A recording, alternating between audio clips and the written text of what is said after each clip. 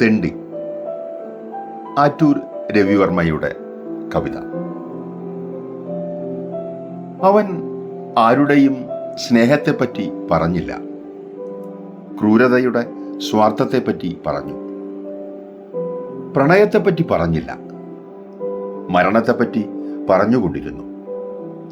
പുലരിയിൽ കൂകി ഉണർന്നില്ല, പാതിരാക്കൂമനായി മൂളി.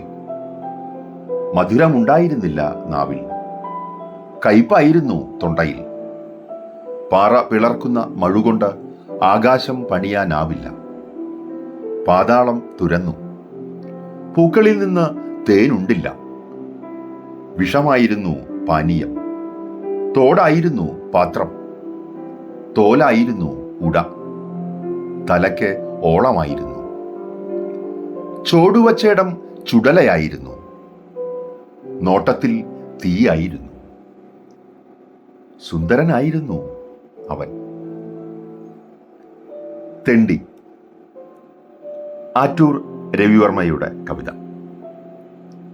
ആഗോളവാണി poetry radio.